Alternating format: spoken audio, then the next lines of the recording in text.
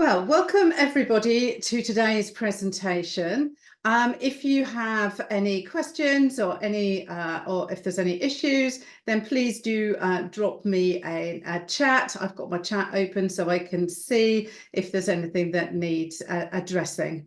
But I'm hoping that you're all able to hear me nice and clearly and see my slides. So welcome everybody. Today's presentation is part of the UK SPF Ealing and Hillingdon Supplier Ready programme running from June 24 right the way through to March 2025. I would like to thank both Ealing and Hillingdon councils for this excellent initiative.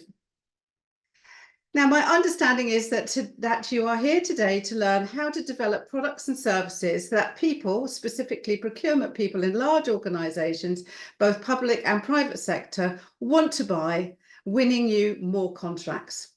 I shall be focusing on using LinkedIn to deliver this for you, as the other key aspects of this process are covered in our other webinars and events. I will give you more information about the schedule at the end of today's webinar, including some Meet the Buyer events and various bid and tender writing webinars. I'm sure you will find all of them extremely useful in your efforts to be able to sell into large organisations in our geographical area. So, moving swiftly on. This is the agenda for this morning. I shall start with a brief introduction, followed by looking at how LinkedIn can be used as a marketing tool. I will give you a demonstration of how Sales Navigator works, which is one of the services which LinkedIn offer, and how you might leverage it. I will give you some tips on how to approach people using LinkedIn, how to organise your messaging, how to then build and connect relationships with potential purchasers and people who are influential in the decision-making process. And finally, I'll talk briefly about how you can post to influence and show your credibility on LinkedIn. So a little bit about me. My name is Nicola Ryle, and I'm responsible for marketing within Brandon Business Support Services. And that's my telephone number if anybody needs to get hold of me. Right, so a little bit of information about my background. I started as a civil servant working at the Building Research Establishment just outside Watford. And I honed my skills as a statistician, analysing people's behaviour and predicting what kind of government policy would be required to ensure that the housing stock in Britain remained in good shape. From there, I went to American Express and headed up their data marketing team, and from there to Coca-Cola. After that, I set up my own marketing agency, helping businesses sell into the specific clients who were going to give them the best income possible. Highly profitable, long-term clients, which is always what we're looking for. I also run the family business, which is an international global business, which is selling products online in psychometrics and leadership and consulting skills. And then I was also one of the founder members of Brandon Business Support and have been working right from the very off with local authorities, trying to help local businesses to develop and grow and employ more people and be able to sell more of their products. Okay, so that's a little bit about me. I'm also currently a lecturer at the Hertfordshire University on their management master's course, and I've also lectured down at the West London University as well. So let's tell you a little bit about LinkedIn, why LinkedIn is important and what makes it completely different from any other social media platform, and why specifically it's going to be useful for you. So let's start with a few statistics. LinkedIn was started in 2003 and was originally considered to be there as a job market. It was to facilitate employers and employees getting together for the benefit of both. It took off like a rocket. It was really, really successful.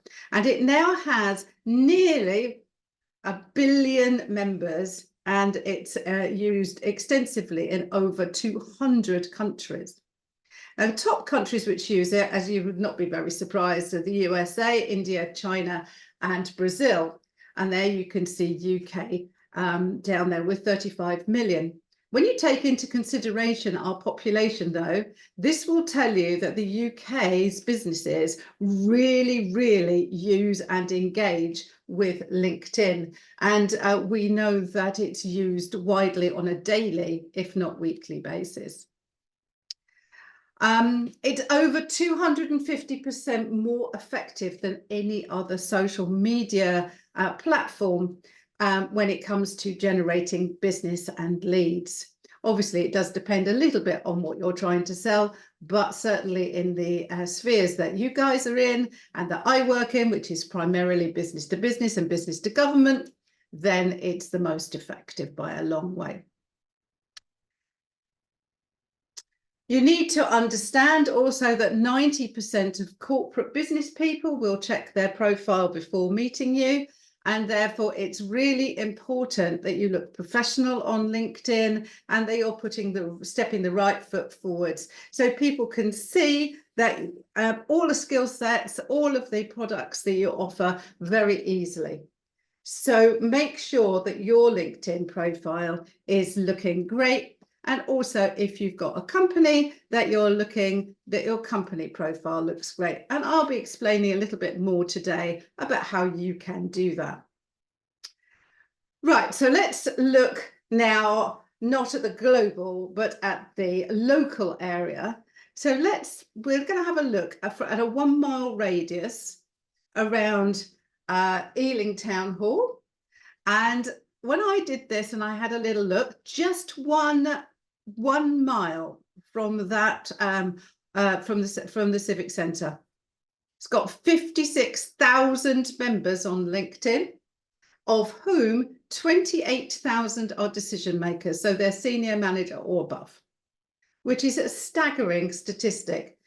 So I know that you are here to find out how to sell into large anchor institutions, but clearly this will also work for smaller businesses, in fact, right down to the micro business level. But it works at all levels, and it is used widely by people from every level of every type of organization that you can think of. Let's now turn our attention to the Hillingdon Civic Centre. And here, within 1 mile, we're talking about 31,000 members, and at least 10,000 of those are decision makers. I'll give you an example here from my office, because I am located not very far from either location. I am based in Hertfordshire, and I made a decision about 15 years ago, after I found myself driving up to Chelmsford and then over to Oxford and then to South London.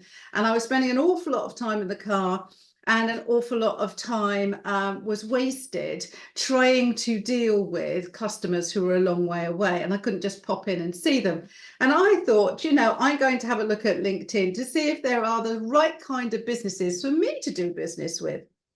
And what I want to do is I want to change the nature of who I'm dealing with and who I'm selling to. And I also, like you, wanted to sell to larger businesses. So I was interested in knowing who was actually operating near me.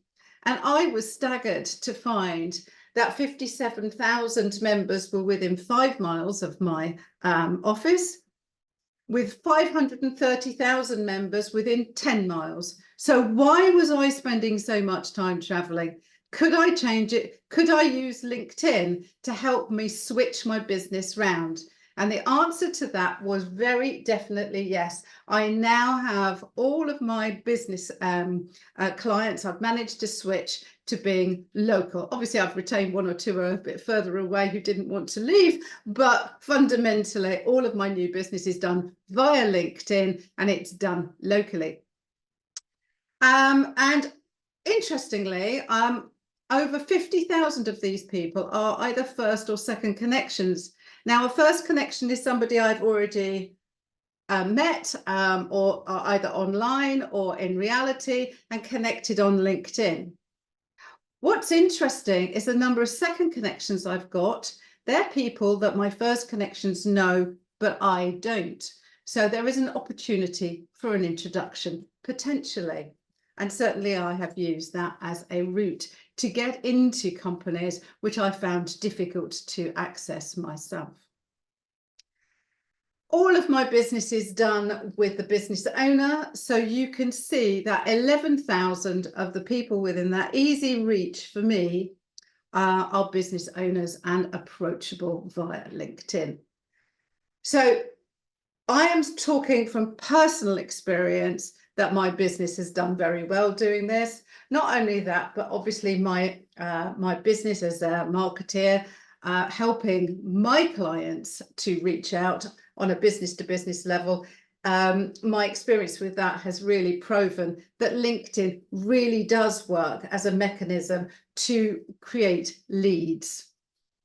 But it requires a certain amount of legwork, and I'm going to explain how you do that very shortly. Okay, so there's two types of profile which is available on LinkedIn, and I'm showing you at the moment on the screen a corporate one. Okay, so that has been set up for my KEI Foundation business. And as you can see, it has a limited amount of information about the business, and it's quite a simple structure. This one is a personal profile, and for a personal profile point of view, there's a lot more scope. So there are two different types of profile, and if you are the business owner, you should, or a marketeer, you should make sure your company has both. As an individual, the CEO or you personally should have a personal profile, and there should be a corporate profile as well. But which one is going to be the most useful to you? It's important to have both from a point of view of professionalism, but which one are you going to be able to leverage in order to develop relationships with some of these large organizations and to wiggle your way in to meet buyers and influencers within those businesses? So very briefly, let's look at do a compare and contrast. A personal profile has connections with other individuals. So they are called connections.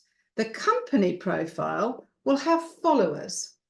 Now, interestingly, followers have opted very specifically to follow that company and therefore are a bit keener and tend to be more engaged with you.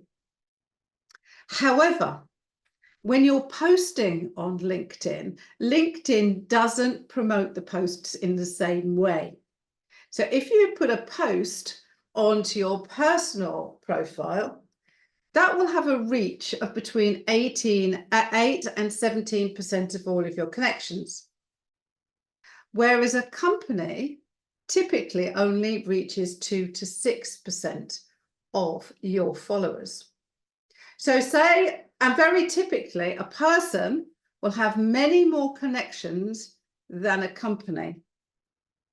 So typically, you might have 3 times as many connections on a personal profile as a CEO or a senior decision maker than the company profile. So, for example, if a personal profile has 1,000 connections and somebody posts on that, you are going to reach between 8 and 17% of those. So that's 80 to 170 people. If you post on the company one, which has about a third of that, maybe 300 people, you are now only going to reach 2 to 6% of them, unless you do some other clever stuff, which I will kind of explain in a moment.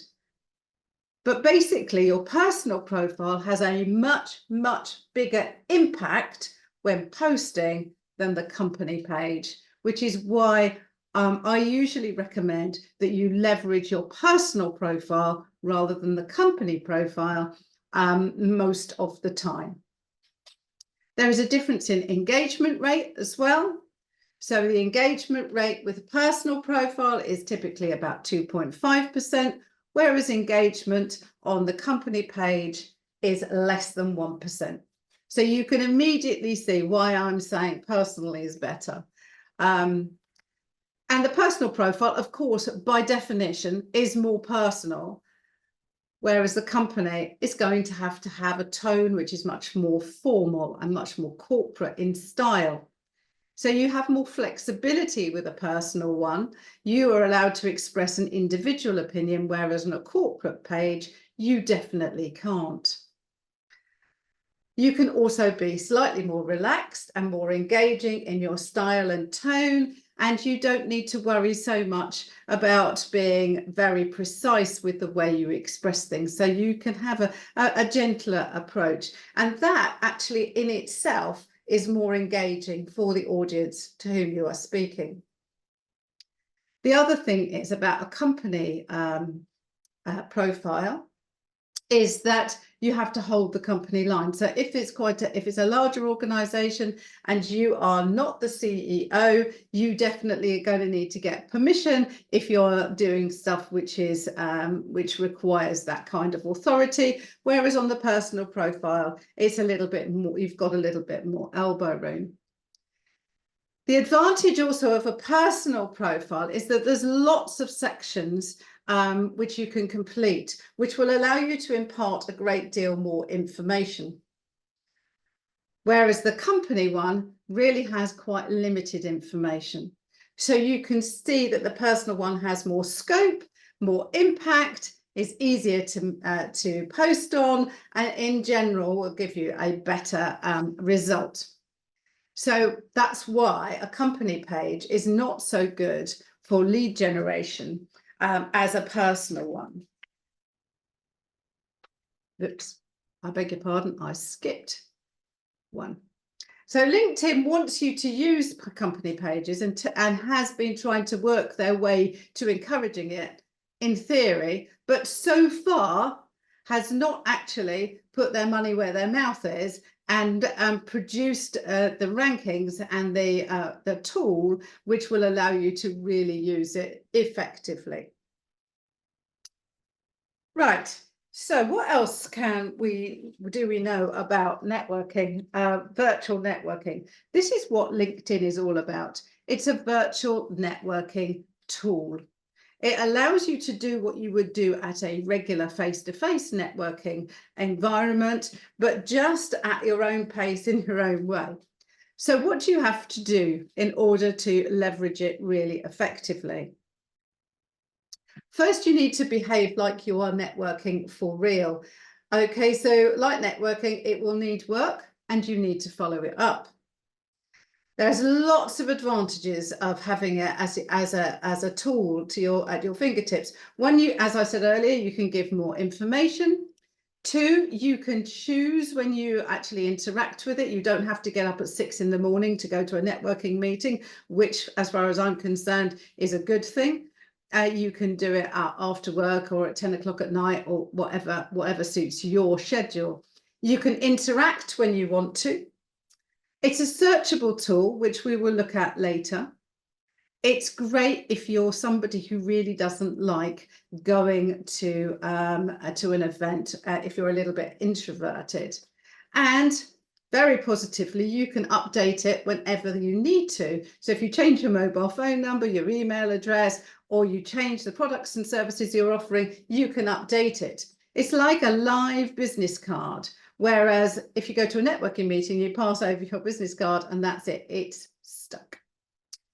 Okay, and so you can now, with this virtual networking tool, actually really demonstrate your expertise, experience, and knowledge. And you can allow your audience to look through what you do, either as a business or as an individual, in a lot more detail, which you might not be able to do in your 3-minute interview on your toes in a networking, in a face-to-face networking environment. There are some challenges with it. When you are at a networking meeting, obviously, when you turn up, the very first thing you're going to do is smile at people, which makes everyone feel great. You can't do that quite so easily. You can't give that positive body language and warmth, which you can do when you are face to face. You're leaving your audience to sift through a lot of information. So how you present it is going to be important, so you can get the important things through, so their eye is drawn to the bit which is useful. You do need to look after it. Okay, so lots of people will leave the same photo on it for 10 years and forget to update their information, and that they don't actually interact with it. So go back regularly to read what you've written to make sure it's still relevant and up to date. So you need to do a little bit of work. It does do software updates, and as a result, occasionally it has some bugs, in which case what I suggest you to do, if it doesn't work quite as you're expecting, is switch it all off, go off, get a cup of tea, come back, and usually it's fixed in that space of time. It can find UK geography tricky, but they've been working hard to improve it. So you may find that that is an issue, but I have found that now they do understand the London boroughs, for example, and so it is much, much better. So, is your profile important? I think hopefully I've convinced you. Over 90% of people are going to check your LinkedIn profile before meeting you.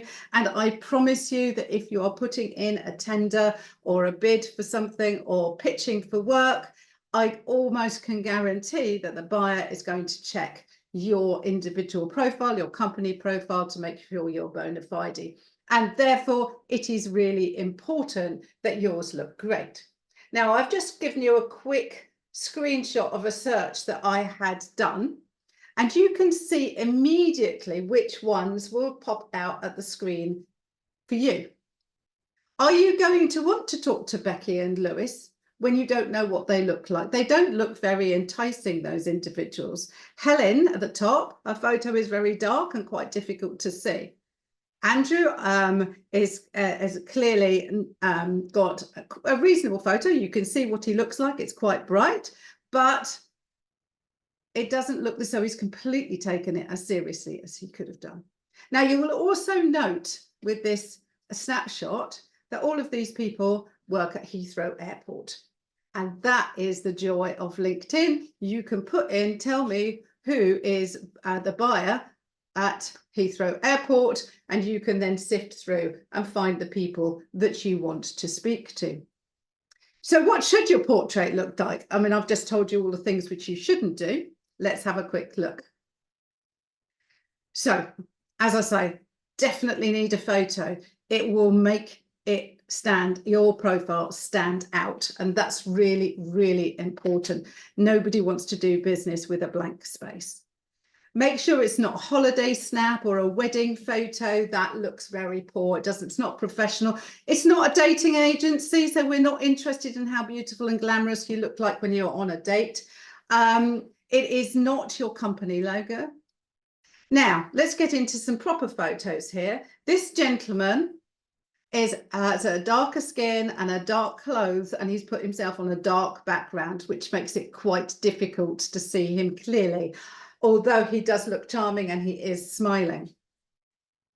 This one is all on an angle. It looks very hip and trendy. That's probably not what you're looking for. You want a professional image. This is lovely and professional, and we can just about see him, but it would be better to zone in a little bit more. Okay, so this is one of my lovely colleagues, Elsa, and you can see her lovely and clearly. So she's taken into consideration, she's got dark hair and dark clothing on, and she's got herself on a plain pale background.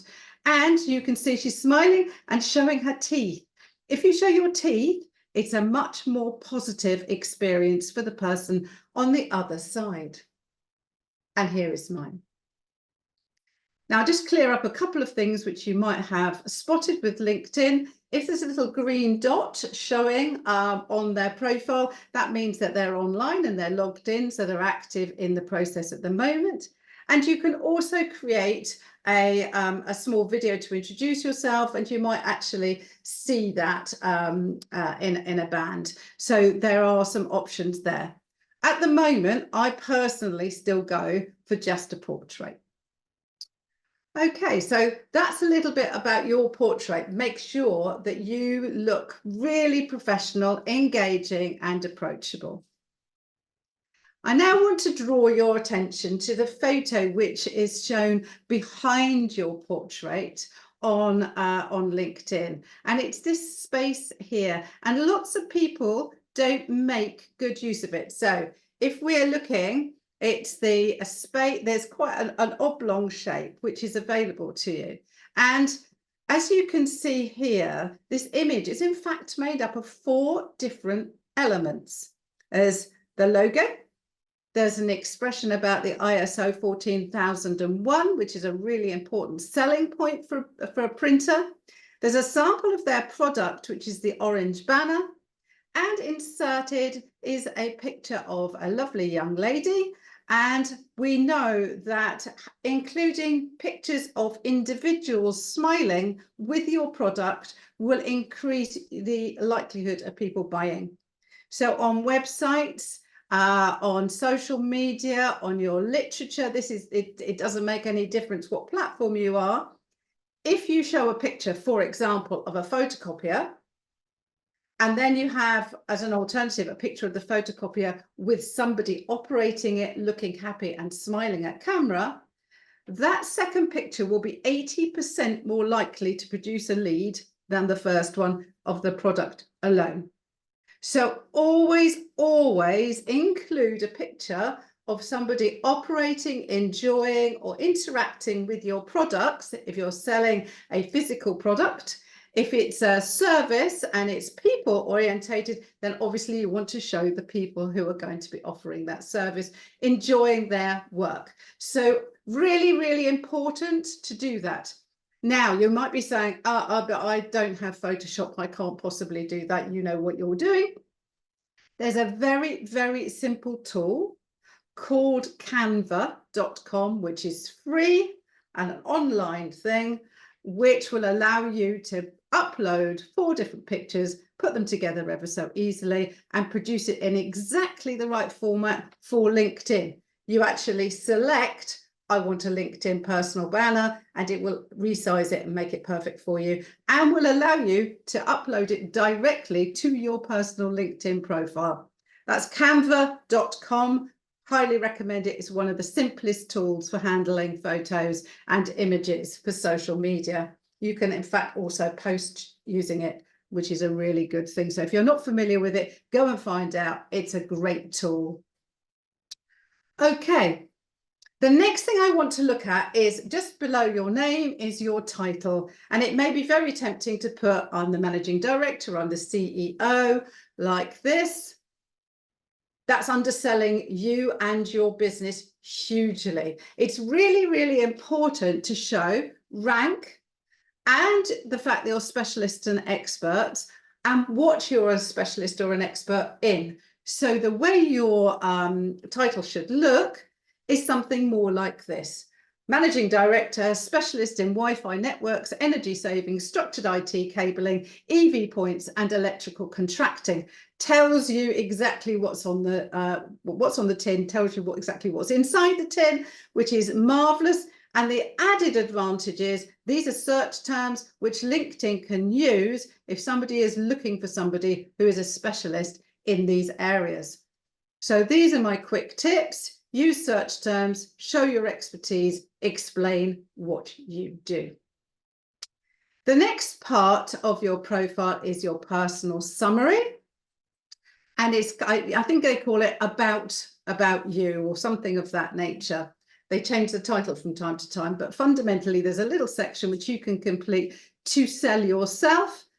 You can sell your business there as well, and that's what I do. Rather than sell me, I sell my business in mine. This is an example of how not to do it. Mike set up his business in 1993 as an electrical contractor under the name of Map Electrics Limited. Nobody cares. Nobody is interested. They don't need your life story. They don't need a detailed CV. So don't do it like that. Let us try a different way of writing your summary so that you are really using your LinkedIn profile to sell. Are you moving to a new office or expanding your network? Nothing about Mike yet. Do you have problems with internet connection speed or experiencing a persistently poor phone line? Then probably you probably need a skilled data cabling engineer. Still hasn't said that that's what they do, although it's now implied. Here are 5 things I can do for you. Please contact me for a no obligations free site survey. I'll get back to you with a quote within 1 working day. That's the deal. And then there's the list. That is 100% how you should write your personal profile if you are hoping to really create leads using LinkedIn. So a few copywriting tips. You will have noticed with the second one of those, the widespread use of the word you and your. You are now creating empathy by using that language. And a quick tip from me, you should do that on your website, on any printed literature, anywhere where you are trying to sell. Always create the benefit and make it personal to the person who's reading it by using the terms you and your. Show the benefits of using your service or your product, okay? Not what it does, that's features, what it will do for them. Demonstrate you understand their needs and make sure that you lead with those, just as that second example gave you. Show experience, expertise, and knowledge. Use short sentences and very simple language. Bullet points are fantastic. And don't forget to give your contact details. Okay. So what I'm going to do now is I'm going to stop presenting with this. I'm actually going to show you my profile, and I'm also going to show you how Sales Navigator works, because I think that will be a live demonstration was going to be very helpful to you. So excuse me while I just switch everything around. So I am hoping that currently you can see my LinkedIn profile.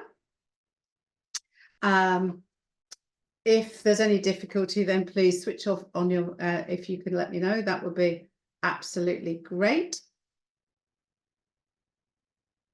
You can always pop that into the chat if there's any difficulties. I'm assuming that they're not, so we'll carry on. Okay, so this is my personal profile. And as you can see, there's my photo, my logo, some information about my company. My contact details are put at the top so that you can easily get hold of me if you want to. My job title and information is there. My contact details are actually published because I do actually want people to phone me if they need stuff. This is the about element, which we've just discussed. And as you can see, it's all got the you copy that I was talking about previously. Here's my experience. Again, I'm using you copy. Do you want? Okay, I think that's a really important element. A little bit more about my experience. And what I'm coming down to here is that there's an opportunity to put some case studies in. And I've got a couple of case studies here as a demonstration. There's opportunity to say what you do as a volunteer. You can fill in your skills. Those are searchable. And then do ask people for recommendations. Okay, there's a button to click, ask for recommendation. You can ask anyone you are connected to for a recommendation. So as you can see here, I've got this lovely glowing recommendation from David, somebody from Isabel. I've got lots of these. Do ask for them regularly, keep those up to date. And then and there's other sections you can complete, like publications you've done or special awards you've got. My company was awarded a silver prize at an international level for corporate social responsibility, of which I am very proud. So that is the LinkedIn profile with all of the sections completed. What I now want to do is to show you how to find people. So you know that you can search for an individual by using the search bar up here. But what I want to show you is Sales Navigator.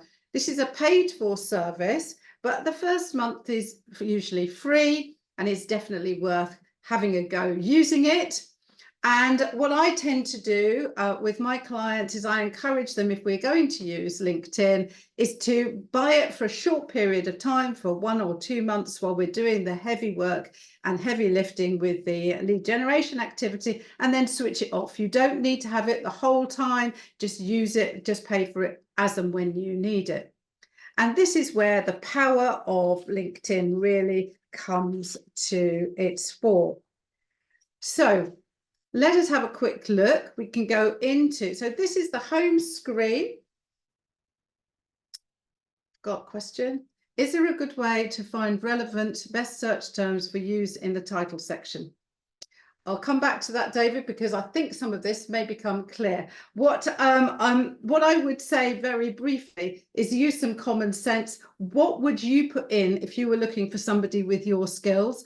Ask a couple of other people, like clients, and they are likely to be the search terms that you should be using. Use a language that your client are likely to use rather than your technical language. I hope that helps. Lovely. Thank you for the question. That was really helpful.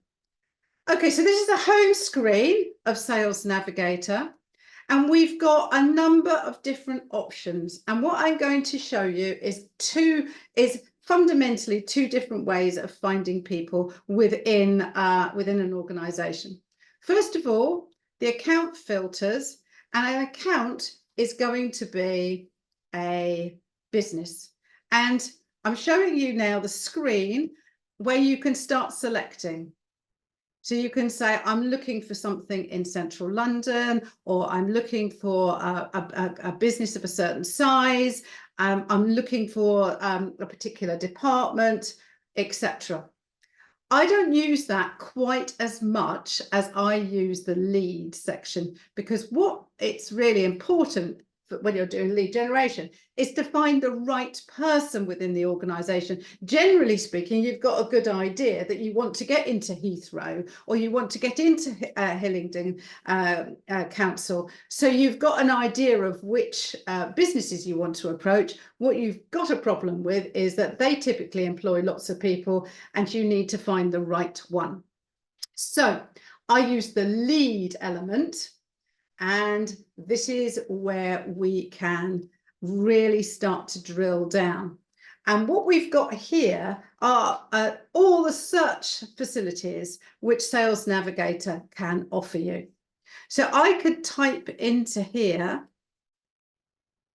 Hillingdon, Borough, London Borough of Hillingdon, that's the one I want, include. And immediately it goes away to see if it can find all of the people on LinkedIn who are employed by the London Borough of Hillingdon. And you can see up here on the right-hand side, there's 1,500 people who fall into that category. Okay, so we're not interested in all of those people. Which people might be interested in? So we can look by function, for example.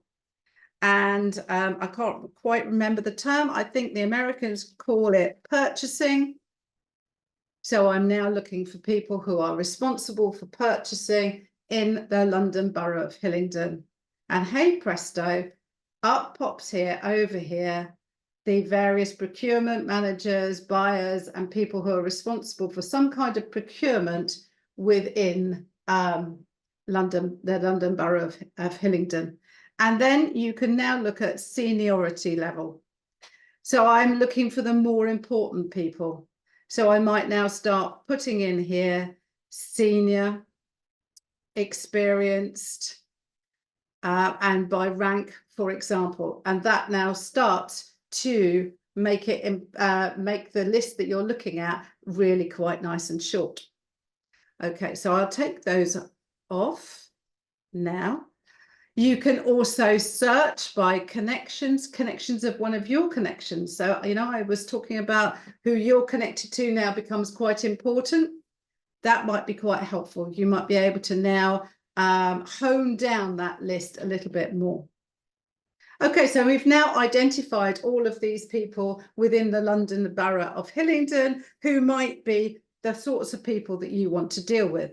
You may also want to influence people who are involved in the decision-making process.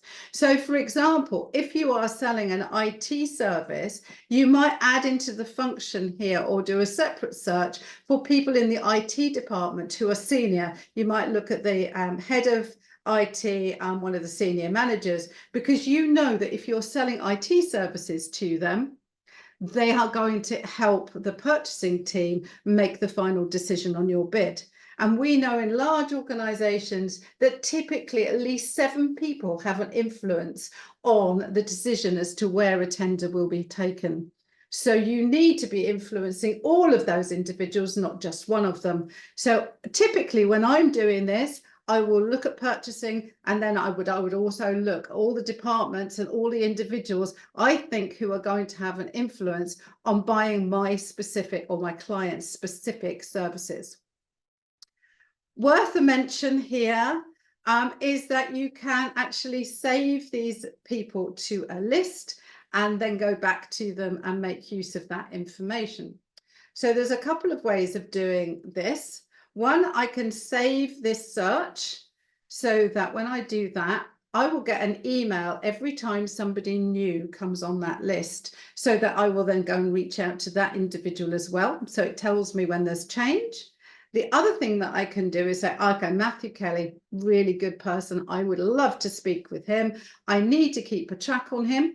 So what I would do is I would write save, and then it will give me an option as to which list I want to put it in. And then I can write in here, Hillingdon Borough. And then I can give this some further information, buyers with influence. Okay, and then I'm going to create that. And then that is permanently available to me to come back to whenever I want to. So your next question is, should I do anything with Matthew at this point? Yes, definitely. You can start thinking about reaching out to him. And what's important with that is to start building up a relationship with the people you connect to. Now, before you think that's a bit far-fetched and why would Matthew connect with me and all of those other questions and hurdles to being accepting of this, my biggest single client I got from this process and I worked for him for actually a very long time before I even met him, because COVID came. So he hired me in the thick of all of that, which was amazing. So it is entirely possible to do this completely online, but I don't recommend it. Eventually, you are definitely going to want to meet people face to face. So what's the process? Let me explain how that process kind of works. Okay. So bear with me for one moment while I just get everything sorted out today. So share. Great. Lovely. So I am hoping that you can see my screen okay and that it's mostly blank. Do let me know if there's any difficulties. So what is the correct approach? First of all, you need to actually ask to connect to that individual. Now, the vast majority will actually ignore you.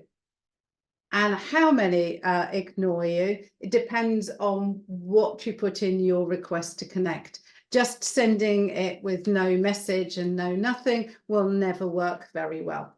If they ignore you, there's very little you can do about it. So you just have to stop worrying about them. Some people will actually come back and write back to you and say, I'm interested in getting to know you, and they actually say something, in which case you need to jump on that straight away and respond. Now, you don't respond with a sales message. If you do that, you will put them off. And what you do is you respond and you ask them about them, because people always like to talk about themselves far more than anything else. And eventually they will actually tell you something which might help you sell in. So that's very important. Quite a lot of people connect, but then they don't actually send you a message. They just accept your connection. You get notified of that in LinkedIn. So you've got that information. What you need to now do is to follow up, ask them about their businesses and challenges, or share with something which you might be useful to them. So, for example, some top tips or something like that. But what is most important is make sure that you have read their profile, they're demonstrating some empathy with them, and that you understand their business. Because if you go back and ask them about their business and that information is widely available on LinkedIn already, you'll just look a little bit silly. So it's really important to ask something sensible.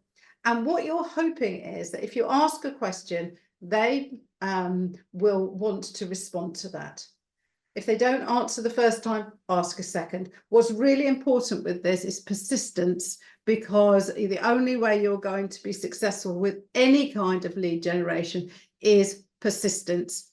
We talk about the 6 to 8 touches in marketing. That's how many times you are going to need to approach them before you get anywhere near being able to bid or be asked to tender for something. From there, you start to develop the conversation. Again, keep on be very minimal with the sales pitch. And eventually, that relationship you can then take off LinkedIn and arrange a call or a meeting. At some point, hopefully, they will proffer their email or their telephone number. You could send them a link to a calendar appointment system to encourage them to book some time with you. So that's the basic process. So select who you want to approach carefully and work in small batches of niche, well-defined groups. Be very specific about what you who you want to speak to and why. Have a few responses available in advance so that you can follow up easily and quickly without having to think about it too much. And make sure you are consistently monitoring and interacting with everybody who you have connected with. Use as many of the tools available in SalesNav as you can. And I would encourage you to try and get it off LinkedIn as soon as you possibly can. And there are some automation tools available for you. Really short tips, no sales, easier if you share your own connections. You need to give them a good reason to accept your approach, and keep it short, direct, and a very little bit of flattery. So here is an example of an approach that I might make. I noticed from your profile that we're both based in Ealing and work in similar fields. In fact, we have so many connections in common that I'm surprised we haven't met already. It would be great to be connected. And that might be followed up when Phil has connected. I thought you would be interested in this video we've just made about safety in the workplace. It would be great to have your feedback or to discuss further. So you're inviting a relationship. Okay, so that's how Sales Nav works. You can do searches in LinkedIn without doing Sales Navigator. It's just much, much easier with the tool. Next, I'm just going to give you a very little bit of an idea about posting. I will rattle through this because that's not the principal part of this, this presentation. But just to give you a feel for what should you post, when should you post, and how does that all kind of work. Okay, you can see here that we've got a nice big picture and it's got a title. This would have been, many of these pictures will be created in Canva, because that's an easy and cheap tool, or a free tool to make use of. Okay, so when you post using on LinkedIn, make sure you have an image which is appropriate and has an eye-catching title. Got a question here: how to grab attention of the decision maker when they're being bombarded by so many different companies? By being nice to them to start with, and not come in too heavy with the sales message, and say something interesting which will help them do their job. Always will make a bigger difference, which is why I tend, when I'm either posting or writing to them, to offer up stuff which will be useful. So education is very, very helpful. If you tell them something which they didn't know before, and which is going to be helpful or give them some insight, they're going to remember who gave them that information. So that's what you want to do. What you want to make sure you avoid is bombarding them with stuff which they can easily go, oh, that's just a sales message, just a salesman, I'm not interested. Okay, so thanks, Sam, for that question. Here's another example of a post that I've created here. You can see very clearly the salesman, the title, and there's an interesting diagram. What I've also done is that I've tagged a few of my connections who I thought would be interested in it. So if, for example, you know that one of the large businesses is looking for tenders, or is looking to expand some in a particular area, and is likely to be looking for something, say, in IT or construction, you might actually tag the person who you know works there, who might be interested in what you've got to say, particularly if it's something new that is happening either in the industry. So it could be an industry tip or trick, or it could be something which would help them work out who's a good contractor and who's a poor contractor to hire. The more comments and engagement you get, the wider that post is shared. So, you know, I was saying that their post gets seen by between 8 and 17% of individuals. You can make, that's of my connections. However, if one of you shared one of my posts, it then gets shared between 8 and 17% of your connections. So the more people who share or comment on your post, the wider your net will become. So very frequently, my post will be seen by more people than I've got connections, because it's going wider than that. And that's what I try to set up for my clients, so that the range and the reach is as great as possible. Video works really, really well. Okay, so definitely having short videos which illustrate things that you do well is a really good idea. Make sure that all of your posts are interesting to your prospects, that they've got pictures with captions if that's where you're going, video, encourage comments, encourage likes. You shouldn't share, but get other people potentially to share. Okay, so just some stats for you very quickly before we wrap up. Add pictures, you'll get at least twice the level of engagement than you will without one. Native video, that means you've loaded it up onto LinkedIn, it's not a link. That will give you 5 times more engagement. Have a great title or a subject line. Add hashtags, and hashtags are usually the words which people might search on. Again, use some common sense as to which words would work. I'll come back to that question in 1 second. Add tags, so contact people who tag people who you think might be interested, and make sure it's relevant and useful. What do you want to read? Okay, let me just read this. Sorry for the second question. We do LinkedIn, email marketing, call. We do share information, but response rate is close to nothing. What is the best practice? I'll come back to that at the end, and I might be able to spend a little bit more time with you because we're a bit short on time right now. So LinkedIn's amazing. Do use it. This is what you need to do. Remember, dress to impress, have a great profile. Find leads using the search. develop relationships through a LinkedIn mail and then for real, influence through posting, and then so that is your basic package that you need. I'll just take you back to that slide. So those are the basic things that you need to do to be successful on LinkedIn as a general rule.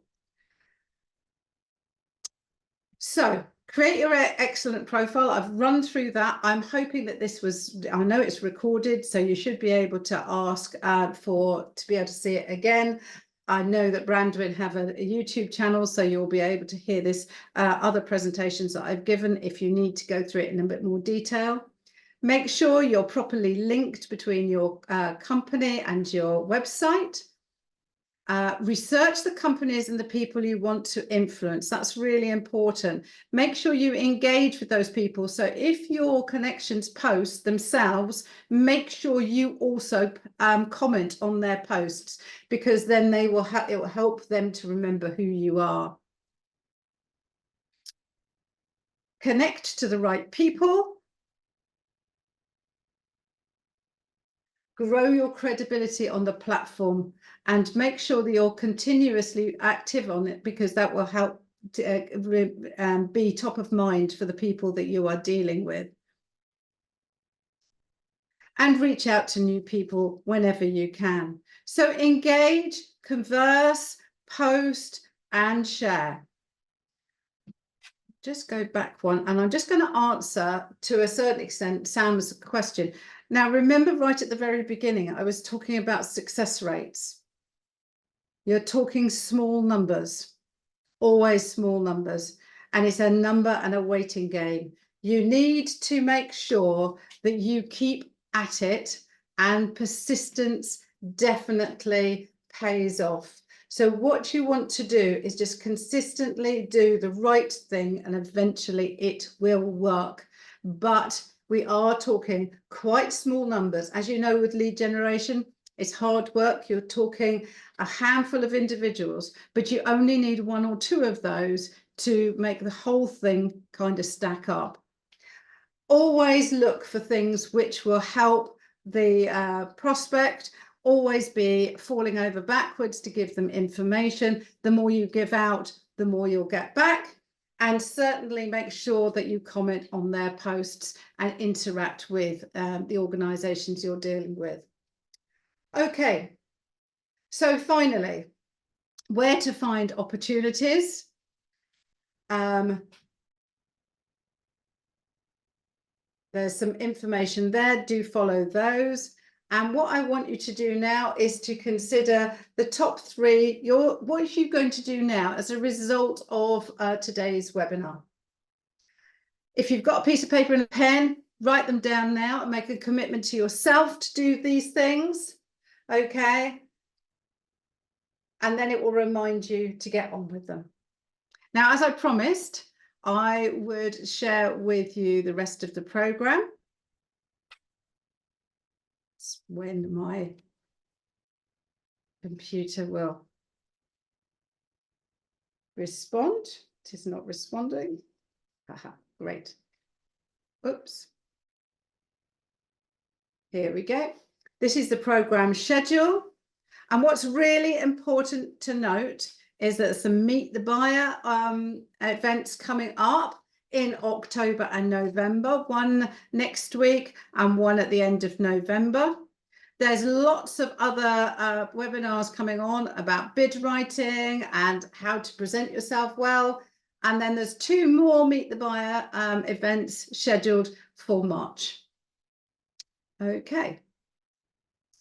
And how to join the program. Anyone who's interested, you can take a quick screenshot now. In Hillingdon, my colleague Charlie McClellan is the man to get hold of, charles@brandwin.co.uk. And in Ealing, it's Tony. Please do grab hold of them and get yourself onto the program so that you can really benefit from everything which is available. Thank you very much for your time this morning. I hope you found it useful. Thank you, Sam, for that positive feedback. And I wish you all the very success with your bid and tender work. I'm sure you'll be successful. Just don't get disheartened. Please don't get disheartened. It's hard work doing lead generation. There's lots and lots of legwork, and thank you very much for your time. Any last minute questions, do pop them in the chat. I will hang on for 2 minutes, but I completely understand if you need to depart. My pleasure to everyone who's put some lovely notes into the chat. Really appreciate it, and wish you all of luck. I think my colleague who's recorded this will make sure that you get a link to the recording, so please make use of it. So thank you and goodbye.